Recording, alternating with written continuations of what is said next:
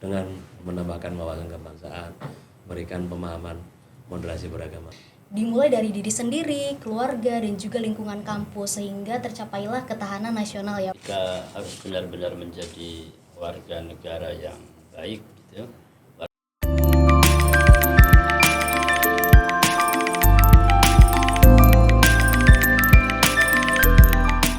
Assalamualaikum warahmatullahi wabarakatuh.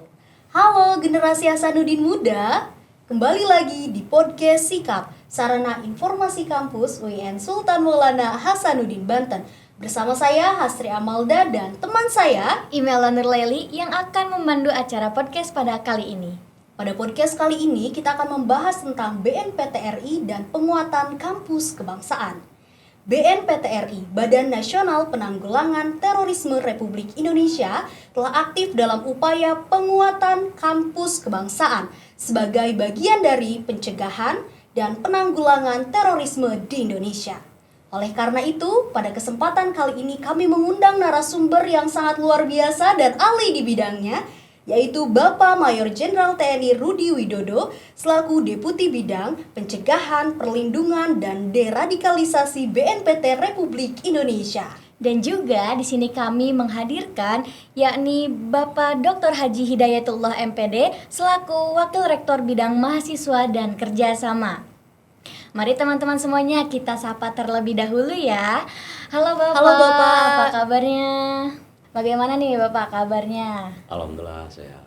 Iya Bapak, Bapak Wakil Rektor kita nih bagaimana nih kabarnya? Alhamdulillah baik, sehat. Alhamdulillah ya. Nah, kalau untuk kegiatan hari ini nih Bapak, apakah padat, sangat padat ataupun apa bagaimana nih Pak Ya, untuk luar biasa kegiatan sekali. hari ini? Di kegiatan hari ini padat. Ada 2 kegiatan tadi dalam rangka sosialisasi untuk lomba jurnalis kebangsaan, kemudian melalui hybrid, Zoom, dan juga yang hadir secara fisik, dan juga langsung kemudian membuka kegiatan penguatan kampus kebangsaan di UI dan Syarif Hidayat Sultan Maulana Hasanuddin SHM. SMH SMH. Iya. Wah, Masya Allah sangat padat sekali ya Bapak. Mudah-mudahan Bapak Jenderal kita ini selalu diberikan kesehatan ya Bapak untuk Amin. menjalani aktivitasannya. Ya. Lalu untuk Bapak Wakil Rektor kita nih bagaimana nih Bapak untuk kegiatan hari ini? Ya, kegiatan hari ini alhamdulillah kita bisa berkolaborasi ya kerjasama dengan BNPT. Mudah-mudahan ini terus bisa ditindaklanjuti, tidak hanya pada kegiatan hari ini, tapi juga kegiatan selanjutnya, karena ini terkait dengan pembinaan anak bangsa, khususnya para mahasiswa di kampus kita. Alhamdulillah ya Pak. Bapak Jenderal, gimana nih first impressionnya, kesan pertamanya masuk UIN Banten? Luar biasa sekali nih. Ketika 3 tahun yang lalu saya hadir di UIN juga sebagai narasumber. Masya Allah. Waktu itu saya masih sebagai Kasubdit Deradikalisasi. Itu di kampus yang lama.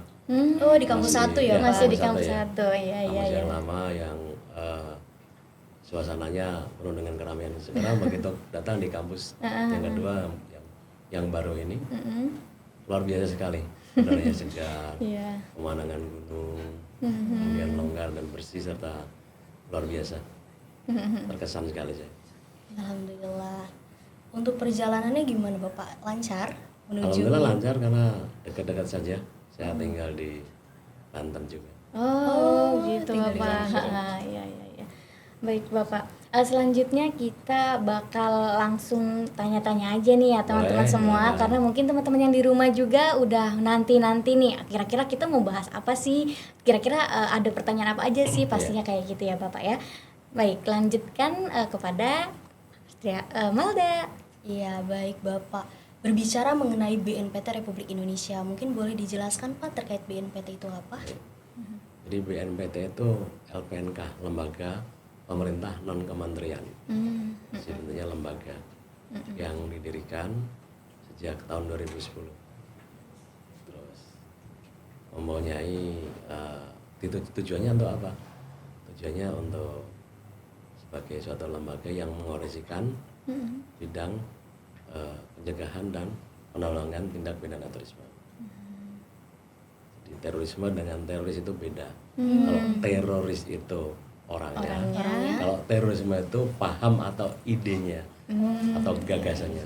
Yang kita perangi adalah ideologinya atau pahamnya.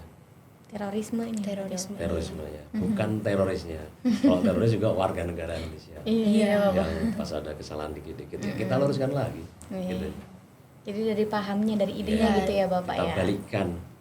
Makanya ada program deradikalisasi, membalikkan pemahaman dari minus 10 kita rubah jadi 0, kita tambahin lagi dengan edukasi, hanya plus 10 lagi. Setelah itu siap kita kembalikan ke masyarakat dengan reintegrasi seperti itu. Gitu ya Pak. Terkait terorisme nih Pak, bagaimana sih cara kita sebagai mahasiswa itu memilah dan memilih informasi yang benar dan hoax terkait terorisme ini, gimana caranya?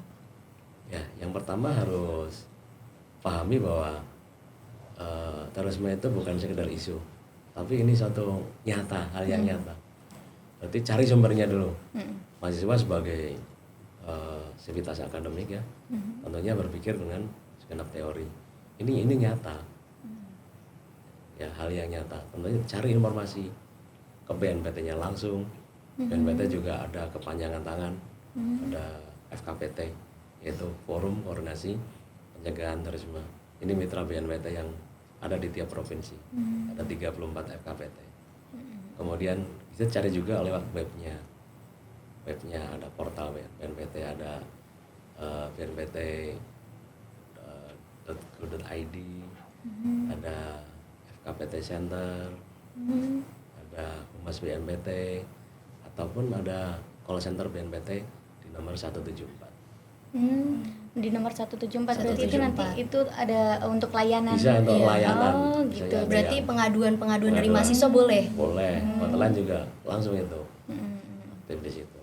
Jadi seperti itu ya Bapak ya. Iya. Oke, kalau dari Bapak Wakil Rektor kita, pandangan Bapak tentang terorisme itu bagaimana Pak? Ya, terorisme itu kan tadi yang dijelaskan oleh Pak Jenderal ya. Jadi itu kan terkait dengan pemahaman orang yang kemudian dari pemahaman itu turun pada tindakan. Nah, pemahamannya ini kan mungkin pemahaman yang dalam perspektif kebangsaan kita itu kan tidak sesuai. Oleh karena itu kan perlu diluruskan. Tadi dijelaskan juga ada program deradikalisasi, artinya pengembalian paham mereka yang tidak sesuai dengan falsafah bangsa itu ya dikembalikan gitu ya. Karena memang kita ini kan udah sepakat ya, hidup di negara ini kan sudah sepakat kita di bawah pangkuan Ibu Pertiwi kita yaitu NKRI, yang kemudian falsafahnya juga sudah jelas dan semua itu sudah disepakati oleh founding father kita, oleh para pendiri bangsa ini. Maka kita sebagai mahasiswa, sebagai warga bangsa ya harus sepakat tentang itu, maka mesti menjalankan kehidupan ini sesuai dengan ideologi bangsa itu. Saya kira itu ya. Oh iya, baik Bapak. Jadi emang untuk ideologi, untuk radikalisme itu memang harus kita memilah yang lebih baik lagi gitu ya Pak ya, untuk membedakan mana yang benar dan tidak gitu tuh Bapak. Iya, makanya kita ya harus benar-benar mempelajari, memahami, menghayati falsafah bangsa ini atau pedoman hidup bangsa ini gitu ya. Kita sebagai warga bangsa Indonesia ideologinya Pancasila.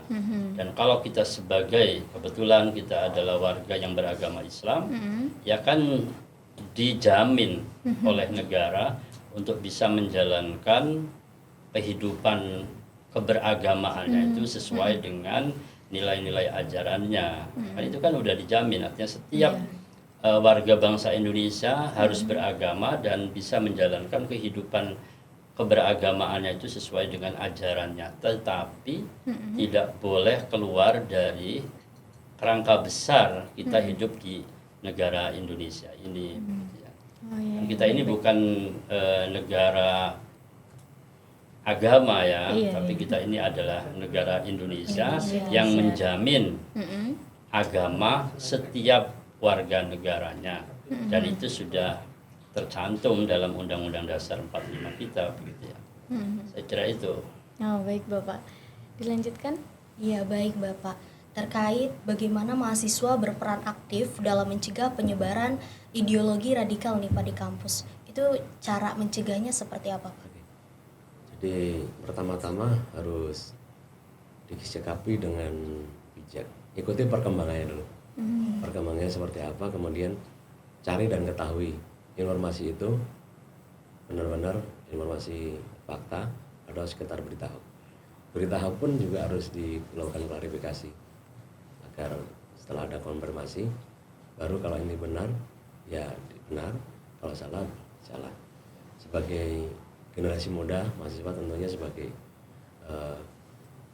harus bisa bagaimana dengan bijak melakukan pencegahan dini, ya, pencegahan dini, kemudian informasi-informasi yang baik disebarkan, cari informasi ke BNPT seperti yang saya sampaikan sebelumnya, ataupun ke FKPT, ataupun ke hotline BNPT, ataupun ke informasi yang tadi langsung pengaduan ke 174. Kemudian cara menangkalnya bagaimana?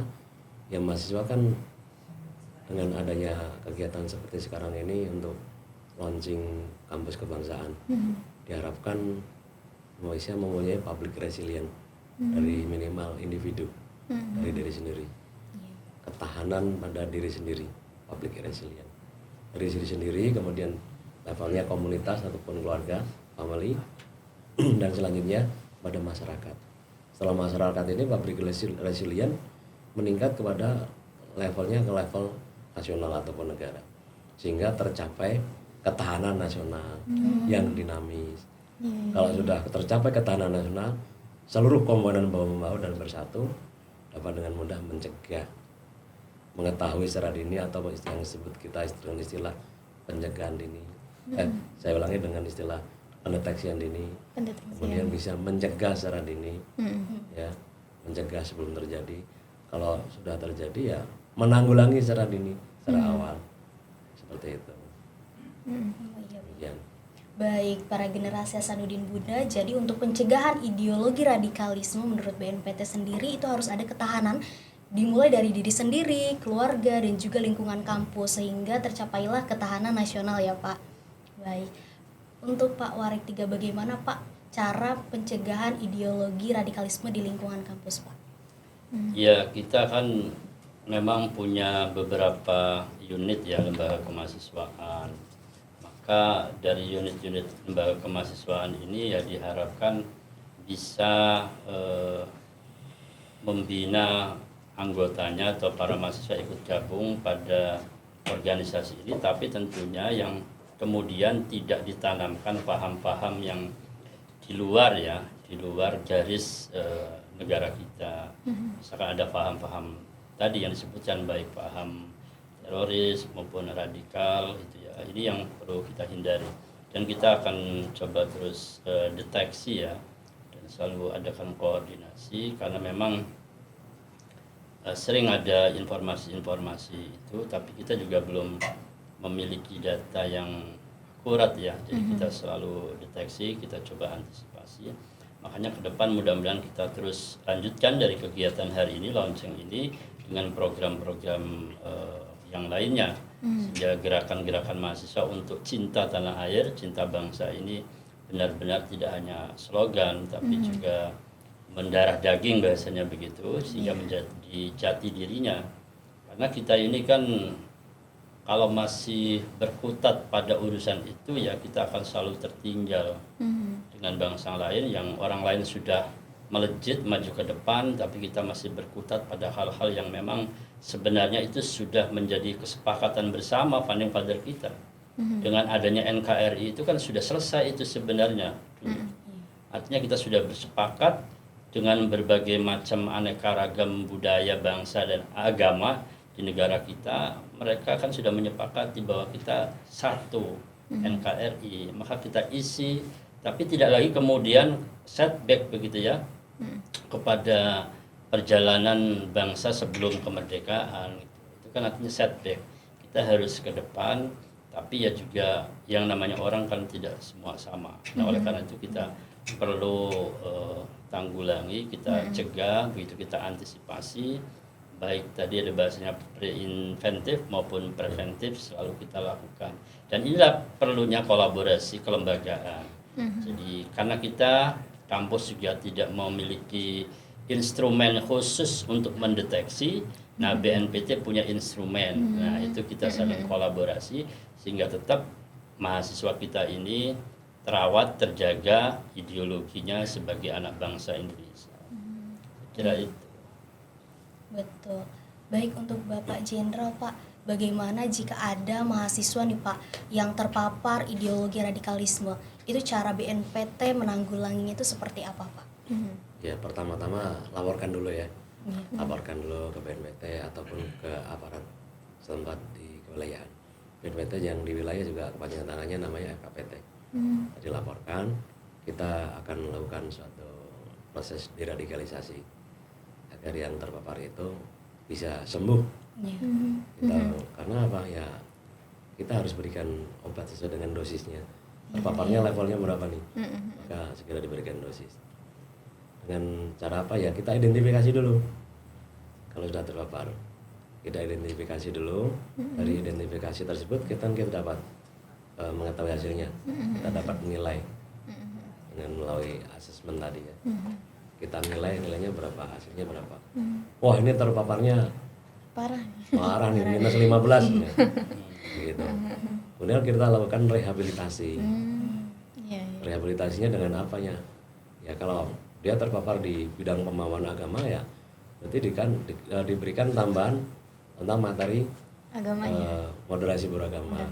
Agama itu ya tidak saklek, karena moderasi harus moderat itu loh. Iya, moderat. Pikir yang moderat. Ya gitu. Karena sesungguhnya Islam sendiri adalah negara rahmatan, agama rahmatan lil alamin. Ya kan? Rahmat bagi seluruh semesta. Ya kan, fleksibel. Mudah. Jadi itu dari kalau terpaparnya di bidang masalah nasionalisme NKRI, ya berarti kita berikan pemahaman tentang ideologi Pancasila, tentang wawasan kebangsaan, tentang nasionalisme dan sebagainya. Itu terpaparnya. Kemudian setelah mungkin kita berikan penguatan psikologi juga. Ada keluarganya yang mungkin bimbang, keluarganya kita berikan pendampingan psikologi. Yang bersangkutan juga kita bantu dengan psikolog mungkin atau ya psikolog, ya kan? Karena ideologinya yang harus kita kenai, pemahamannya. Nah dari situ kemudian dengan melalui pentapan tadi, ya kan, melalui kegiatan rehabilitasi diharapkan hasilnya 0. Nah setelah 0 nanti kita melakukan penambahan dengan melakukan reedukasi. Reedukasinya apa ya? Tadi dengan pemahaman agama tadi yang levelnya nambah tentunya. Dari moderasi beragama ya, nasionalismenya, pendampingan psikologinya seperti apa. Ini yang disebut dengan proses membalikkan pemahaman atau ide. Membalikkan, menderadikalisasi. Membalikkan pemahaman, ide, gagasan. Dari tadi asumsinya minus 15, kita jaga 0. Kita tambah lagi dengan penguatan reedukasi. Jadi plus 15. Wah ini lebih dan jadi masyarakat di atas rata-rata. Dia siap, udah sadar, udah punya kelebihan, dan dia bisa membantu berikan deradikalisasi atau menarik teman-teman yang terpapar. Baru kita kembalikan ke masyarakat. Namanya reintegrasi. Dengan bekal-bekal yang sudah dimiliki. Ditambah lagi kita berikan bekal kemandirian, contohnya kewirausahaan. Di BNPT ada semua. Berarti dipersiapkan juga ya Pak? Dipersiapkan, Masya Allah. Yang bersangkutan cakap di bidang apa nih? Peternakan, bekali. Pertanian dibekali, perkebunan, perikanan, dan sebagainya. Bekali semua kita, kembalikan ke masyarakat. Seperti itu. Nanti setelah itu kita kontrol lagi, kita lakukan pendampingan seluruh komponen yang dari BNPT-nya, dari Densusnya. Itu kalau terpaparnya memang terpapar belum ada indikasi melakukan tindak pidana, masih bisa dibenahi. Tapi kalau sudah melanggar pasal-pasal yang ada di undang-undang terorisme ya urusannya dengan penegak hukum. Setelah di lapas baru kami masuk dengan mendampingi penegak hukum. Demikian. Iya Pak. Untuk tempatnya itu di mana Pak? Tempat radikalisasinya sama edukasinya yang Iya. terpapar ini di mana? Jadi pelaksanaan atau program deradikalisasi itu dilaksanakan di 3 tempat.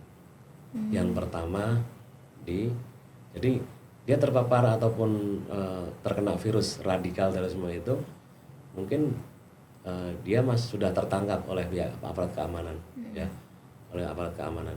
Berarti prosesnya masih tersangka, terpidana, tersangka, terdakwa, terpidana.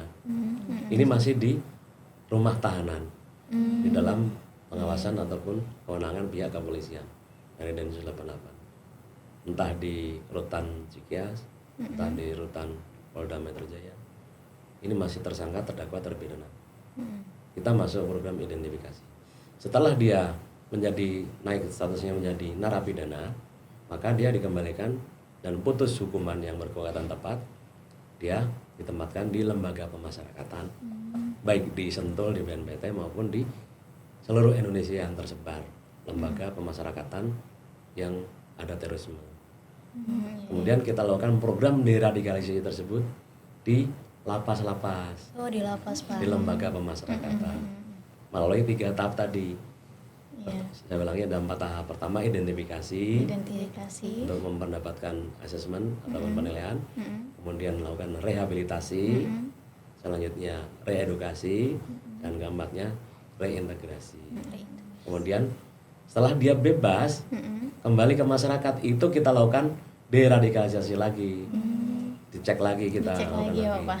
Artinya program deradikalisasi dilakukan bisa di dalam lembaga masyarakatan, bisa di lingkungan masyarakat terhadap mantan narapidana terorisme. Kita menyebutnya mitra deradikalisasi. Mitra deradikalisasi. Iya. Kalau sejauh ini tuh Pak, banyak nggak sih Pak orang yang masuk program itu Pak? Alhamdulillah banyak. Oh banyak, Masya Allah.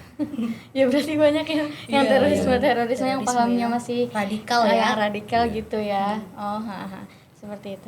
Baik, kalau untuk Bapak Wakil Rektor, ada nggak sih Pak langkah-langkah yang sudah diambil oleh UIN Sultan Maulana Hasanuddin Banten ini dalam mencegah penyebaran radikalisme Pak di UIN sini? Ya, sebenarnya kan di Kementerian Agama itu ada program mandatori ya, yaitu moderasi beragama. Nah, dari indikator moderasi beragama itu kan salah satunya adalah berbicara tentang kebangsaan ya, cinta tanah air. Jadi makanya di setiap program itu harus menginsert paham-paham moderat itu begitu. Nah, itu. Jadi kalau di perguruan tinggi sebenarnya ada insersi mestinya di di mata kuliah. Mata kuliah yang relevan, karena kita tidak secara khusus memiliki mata kuliah ya, tidak semuanya begitu yang khusus menangani itu. Tapi kan sebenarnya kita masih mengajarkan, kalau di kampus itu ada mata kuliah kewarganegaraan, kalau kita masih ada mata kuliah Pancasila. Terus kita juga lakukan pelatihan-pelatihan kepemimpinan yang di dalamnya insersi materi tentang moderasi beragama. Artinya ketika bicara moderasi beragama itu di dalamnya itu bicara tentang kebangsaan, cinta tanah air segala macam itu.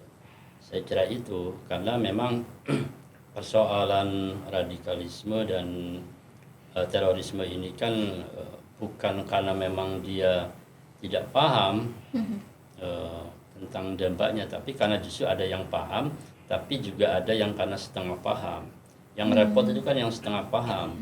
Artinya paham keagamaannya belum sempurna, belum banyak tahu, tapi kemudian sudah masuk begitu paham tadi radikalisme itu ya, kemudian ini menjadi bimbang orang ini. Nah, ini yang sering terjadi di generasi muda ya gitu ya.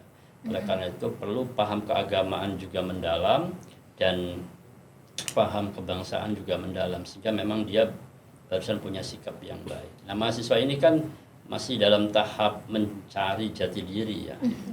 Artinya masih mencari, makanya banyak belajar, tapi kalau banyak belajarnya salah yang mengarahkan ya pasti akan itu ya.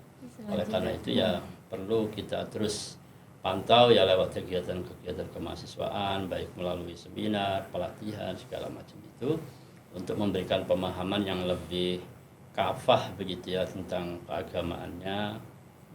Karena memang banyak yang menuding ada data misalkan mahasiswa umum itu yang kemudian menjadi cikal begitu ya. Makanya ini yang terus kita antisipasi ya. Fakultas kita punya fakultas umum. Nah, ini kita antisipasi karena dianggap mereka paham keagamannya rendah ya. Oleh karena itu terus kita awasi dan ya kita pantau ya agar memang tidak sampai terjadi penyimpangan pemahaman keagamaan ya. Karena potensi orang memasuki mudah itu kepada generasi yang seperti ini, yang paham agamanya kurang, dimasuki oleh paham itu yang kemudian dia meyakini kebenarannya ya akhirnya mengikuti. Nah, ini yang harus kita putus, yang harus kita antisipasi. Saya kira lewat kegiatan kemahasiswaan itu seperti itu.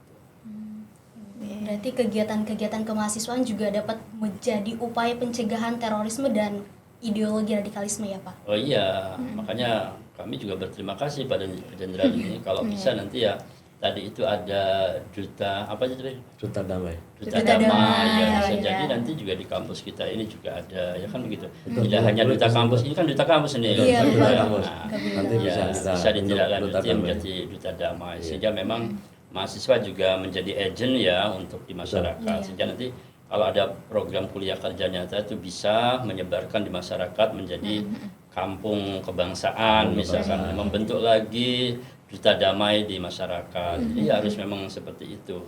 Ini harapannya dengan kita kegiatan hari ini seperti itu ke depannya Pak Jenderal ya. Mudah-mudahan ini. Syukur-syukur juga Pak Jenderal juga bikin di kampus kita ini kan masih luas nih Pak Jenderal. Ada misalkan Taman NKRI begitu ya. Oh, itu berkenan Pak ya? Iya. Boleh lah kita ini kan Iya, kita kolaborasikan, kita ada namanya Warung NKRI Pak. Iya gitu. Warung NKRI itu akronim Wadah Akur Rukun Usaha Nurani Gerakan Negara Kesatuan Republik Indonesia. Ya, jadi Bisa digital juga nanti itu. betul. Sehingga tidak hanya ngomong kan kita, Iya. tapi Iya, memang iya. ada simbolnya dan di situ menjadi apa namanya kebanggaan ya. Jadi sambil ngopi, sambil minum teh, Iya. itu bisa ngobrol-ngobrol ala-ala kebangsaan, Nah, gitu. yang ringan-ringan gitu. Itu namanya Wadah Akur Rukun. Iya, iya. Kami siap itu Pak Jenderal Siap, kalau siap, ada baik. Baik Pak karena- Warek. Ah, Insya Allah nanti kami dengan tim untuk menindaklanjuti. siap. Baik Bapak, Iya. kita sebagai mahasiswa kan agent of change ya Pak, Iya. yang dimana ketika kita melihat kegiatan-kegiatan radikalisme dan juga terorisme, tahapan-tahapan kita untuk melaporkan itu seperti apa Pak? Selain dari melaporkan kepada call center tersebut, Melaporkan kemana nih? melaporkan ke BNPT-nya Pak. Kalau ke BNPT langsung aja di Oh, sini. langsung aja. Langsung ke call center saja atau melalui FKPT. Bisa FKPT kan ada dekat juga di Serang juga ini. FKPT Provinsi Banten, ketuanya Pak Haji Ahmad Tajudin. Bisa laporkan, nanti kita diteruskan ke BNPT. Saya atau ke pimpinan. Nanti segera kita lanjuti. Berarti ke FKPT ya kalau untuk. FKPT bisa, ke BNPT langsung bisa. BNPT langsung bisa, Bisa, ya, ya? bisa Bisa. langsung Tapi aja yang gitu terdekat ya. itu FKPT ya. Ya yang terdekat ada hari-hari di sini FKPT. Iya. Bisa langsung aja atau langsung ke websitenya bisa juga, langsung ke hotline atau ke website atau ke portalnya BNPT. Nanti bisa dengan teman-teman BNPT yang di sini bisa. Iya, Pak, baik. Sekarang kan kita sudah memasuki ranah 5.0 ya Pak, eranya teknologi, informasi yang semakin canggih Pak. Apakah ada Pak terorisme yang jenis digital seperti hacker seperti itu Pak? Banyak Pak, Banyak. ya. banyak. Karena ada berita juga ya kalau Bapak. saya perlu sampaikan ini, kita ini harus merasa khawatir Iya. pada era 2023 sampai dengan 2024 pertengahan Juni sekarang ini kan nggak ada serangan terorisme nih. Iya. Boleh dikatakan zero attack terrorism. Wah iya Ini betul. kenapa? Kita nggak boleh bangga dulu. Dari segi penangkapan kasus-kasus tidak ada serangan terorisme secara terbuka. Iya. Nggak ada, zero. Zero, iya betul Ini Bapak. karena masifnya dan proaktifnya penangkapan dari teman-teman TNI, dari teman-teman Polri, didukung oleh TNI dan seluruh lapisan masyarakat, dari teman-teman Densus 88. Kemudian juga terciptanya public resilient masyarakat di Indonesia. Yang diharapkannya seperti itu, menciptakan daya tangkal untuk waspadaan nasional di level nasional. Sehingga yang muncul dikit sikat, yang mau muncul dideteksi dini langsung cegah atau tanggulangi dan tangkal, nanti hilang lagi, sadar lagi. Yang mau aneh-aneh segera dilakukan pendekatan. Yang mau mendekati misalnya intoleran, jangan sampai menjadi intoleran pasif atau menjadi intoleran aktif. Kita lakukan pendekatan secara dengan kearifan lokal, seperti pendahulu-pendahulu kita zaman dulu, gunakan kearifan lokal, gunakan kebijakan-kebijakan secara persuasif. Kalau persuasif nggak bisa, ya nanti secara preemptive strike dengan pendekatan atau penegakan hukum itu. Jadi dengan munculnya di permukaan itu 0, tapi di bawah permukaan banyak. Ini yang disebut dengan teori atau fenomena gunung es. Di bawah permukaan banyak, maka strateginya sudah berubah. Strateginya berubah, yang tadinya menggunakan baling, dipuling, ya, ataupun menggunakan anak panah, peluru, bom dan sebagainya, menjadi beyot, menjadi kotak suara. Berubah menjadi ke kotak suara atau ke ranah politik. Ranah politik. Ini yang berbahaya. Terus indikasi dari itu apa juga yang dapat kita sampaikan dari hasil penelitian dari Outlook 2023 ya, itu disampaikan bahwa toleransi di kalangan masyarakat itu sebanyak di atas 70%. 70%. Tapi sisanya apa? Sisanya adalah intoleransi pasif, intoleransi aktif, dan intoleran. Ini menunjukkan bahwa banyak peningkatan. Indikasinya dari tahun lalu kan 4 tahun sekarang sebanyak 2,5%. Jadi meningkat yang intoleran ini. Meningkat. Bahkan fenomena gunung es.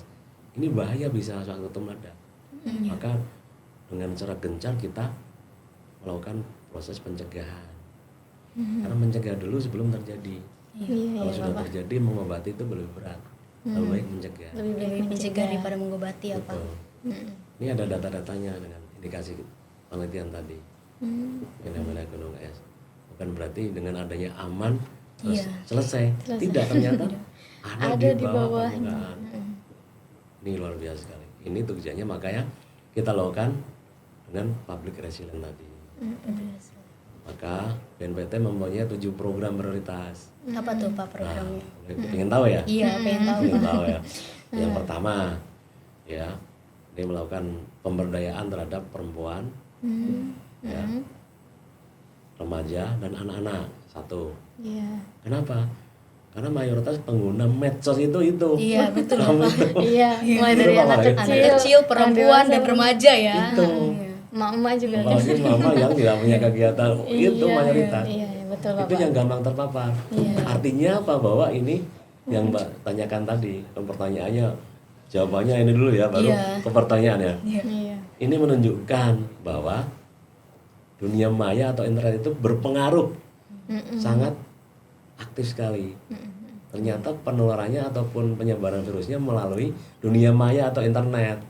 Itu pola sekarang ini, tidak melalui gerakan terbuka lagi.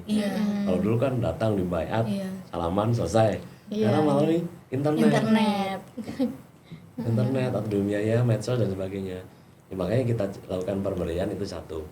Kemudian kita mendirikan sekolah damai. Sekolah damai di SMA nasional ataupun negeri ataupun swasta, yang keagamaan ataupun yang biasa. Itu levelnya sekolah damai, diinisiatif oleh para duta-duta damai tadi. Nah, yang di level kemahasiswaan kita mendirikan yang ketiga ini, kampus kebangsaan Pak. Kampus kebangsaan di seluruh Indonesia. Kampus-kampus yang dipilih itu bukan berarti yang nilai radikalnya tinggi, bukan sebaliknya. Ya, Pak, ya? Yang seperti yang saya sampaikan tadi di justru sambutan yang saya, kecil gitu, Pak. justru yang tidak ada yang dipilih, yang masih mempertahankan kearifan lokal, ya, yang nilai-nilai religinya tinggi dan bisa mencegah intoleransinya Intoleransi. berkembang. Seperti itu. Maka salah satunya dipilih UIN Sultan Maulana Hasanuddin Sultan Banten. Hasanuddin Banten. Itu programnya ketiga. Kemudian yang keempatnya kita mendirikan desa siap siaga. Salah satu pilot projectnya juga di Serang didirikan. Oh, di Serang, di Di bagian Serang. mana itu Bapak? Ada desa yang dekat desanya Pak Wakil Presiden itu. Tanara. Tanara dari situ. Di situ. Ini Serang. Kita dirikan ada 4. Kemudian yang kelimanya program deradikasi di terhadap para keluarga. Keluarga misalnya contoh si A terkena sebagai narapidana. Kemudian keluarganya, orang tua, anak itu kita yang ngurusi. Kita lakukan proses pendekatan dengan pendampingan psikologis, dengan memberikan penguatan ekonomi, dengan menambahkan wawasan kebangsaan, memberikan pemahaman moderasi beragama lagi, dan juga memberikan tambahan-tambahan untuk menguatkan proses kehidupannya berikutnya. Karena bapaknya atau suaminya itu di dalam lapas kan ya. Jadi sebagai tulang punggung keluarga, maka tetap harus bisa melanjutkan kelangsungan hidup dan hajat hidupnya. Kayak gitu. Kemudian kita juga melakukan asesmen terhadap sistem keamanan lingkungan umum, lingkungan pemerintah, kemudian sistem keamanan terhadap objek vital strategis, ataupun juga transportasi, dan terhadap pegawai-pegawai yang mempunyai tugas khusus dan berisiko tinggi. Contohnya apa tuh Pak yang berisiko Contohnya tinggi? yang berisiko tinggi ya, sebagai operator di ATR. ATR itu yang mengendalikan jalannya pesawat. Oh iya, itu Contoh kan di berisiko Cengkareng, tinggi. setiap 2 detik itu pesawat terbang dan landing. Coba, kalau dia disusupi paham radikalisme, udah selesai. Oh iya ya Bapak. Iya betul. Kayak kajian WTC itu selesai. Makanya yang dikuatkan petugas yang membuka portal rel kereta api, tugasnya itu kan yang mempunyai tugas khusus dan berisiko tinggi. Bahaya, harus kita lakukan penguatan, kita lakukan asesmen. Yang bersangkutan ini cocok nggak tugas di situ? Bermacam-macam dari segi dimensinya. Kalau cocok, berikan label, dapat sertifikat. Kalau tidak cocok, kita rekomendasikan kepada organisasi tersebut. Itu. Terima kasih.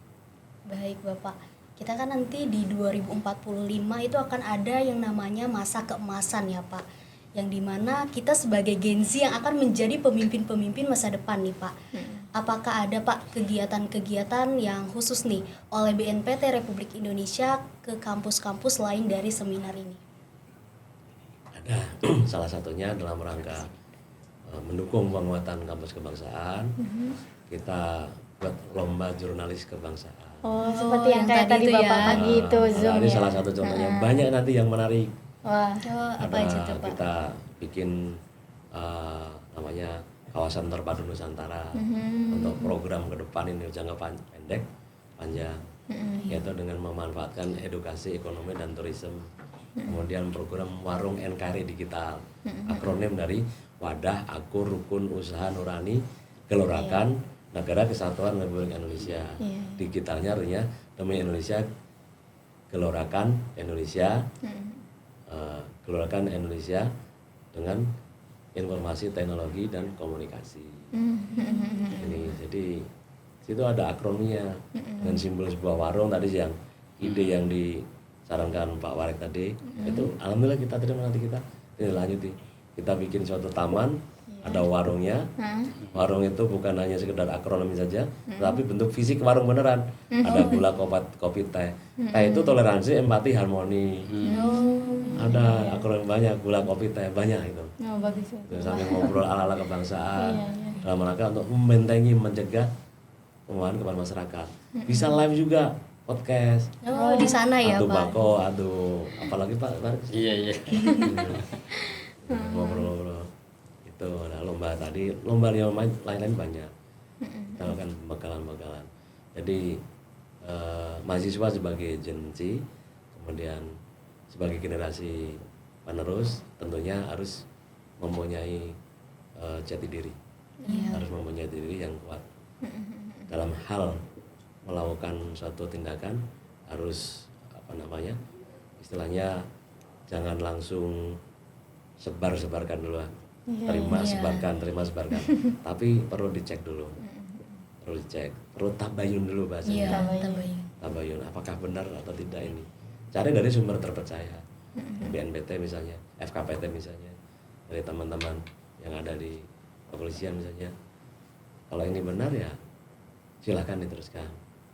Kalau tidak benar ya berarti ditangkal. Dengan apa? Dengan cara kontra narasi. Itu tugasnya. Melakukan sesuai dengan pengetahuan, sesuai dengan spesifikasi yang dimiliki. Melakukan kontra narasi, membuat suatu terobosan, membuat seminar tadi yang seperti disampaikan. Seminar kebangsaan. Tadi melakukan apalagi banyak buat kedepan-kebrakan yang demikian. Ya baik Bapak. Boleh terakhir Bapak berikan closing statement-nya untuk memotivasi mahasiswa agar terhindar dari pemahaman radikalisme dan terorisme. Bentar mikir dulu ya. Baik Bapak. Lupa tadi. Mungkin Tadi dari apa tadi Bapak Warek dulu juga boleh Bapak. Bapak Warek dulu boleh. Ya, saya kira kegiatan hari ini adalah kegiatan yang sangat positif untuk para mahasiswa bisa mencerna ya beberapa pengalaman tadi nanti disampaikan dan juga pemahaman, sehingga memang kita harus benar-benar menjadi warga negara yang baik gitu. Warga negara yang baik itu ya warga negara yang menjalankan tugas yang fungsinya sebagai warga negara untuk mempertahankan negara ini dengan baik dan mengisinya dengan kebaikan-kebaikan yang tidak kontraproduktif dengan tujuan negara ini berdiri gitu. Nah, sekalipun memang kita juga sebagai warga negara yang beragama harus menjalankan nilai-nilai agama yang diyakininya, tapi karena kita ada dalam satu wadah negara kesatuan Republik Indonesia, maka menjalankan semua ajaran agamanya itu juga yang kemudian tidak melanggar ya aturan negara kita itu sendiri, sehingga semuanya on the track pada relnya masing-masing begitu ya. Saya kira itu, oleh karena itu saya mengucapkan terima kasih dan apresiasi nih ke Pak Jenderal sudah memilih kampus kami untuk menjadi tempat kegiatan pada hari ini. Mudah-mudahan tadi yang disampaikan Pak Jenderal juga bisa direalisasikan di kampus Amin. ini. Amin. Sehingga memang kita menjadi pion gitu ya oleh mahasiswa yang lain atau oleh pelajar-pelajar untuk bisa belajar tentang bagaimana menjadi warga bangsa yang baik dan benar gitu ya. Karena ada warung tadi, warung teh ya kan. Ternyata tehnya itu bukan teh yang kita minum, ada teh beneran dan juga ada toleransi, empati, harmoni. Saya kira itu. Terima kasih Pak. Banyak ada gulanya juga Pak. Melakukan usaha untuk Indonesia damai. Lalu untuk Bapak Jenderal bagaimana nih untuk motivasinya untuk terakhir closing statement? Baik, untuk adik-adik teman-teman mahasiswa, bahwa Anda sebagai generasi muda, tulang punggung masa depan negara kesatuan Republik Indonesia ini ada di pundak teman-teman sekalian. Maka lawan terorisme dengan ilmu pengetahuan yang dimiliki. Terorisme adalah musuh bersama. Terorisme bukan solusi, tetapi harus berani ya, harus berani, harus pintar, harus pandai lawan dengan pengetahuan yang ada, dengan cara bersatu lawan terorisme agar apa? Indonesia tetap damai, aman, harmoni menuju Indonesia emas. Jadi bebas dari intoleransi, radikalisme dan terorisme. Terima kasih. Wah, alhamdulillah banget. Terima kasih Bapak udah datang ke sini dan juga sudah menyempatkan waktunya untuk podcast bersama kita. Tentunya teman-teman yang di rumah juga sangat-sangat excited ya untuk mendengarkan podcast kali ini. Semoga teman-teman yang di rumah juga bisa merealisasikan apa yang telah kita bincang-bincangkan pada hari ini. Oke teman-teman, itu saja podcast Sikap kita pada kali ini. Saya Imelda Nurlaili dan Saya Hastri Amalda. pamit undur diri. Wassalamualaikum warahmatullahi wabarakatuh.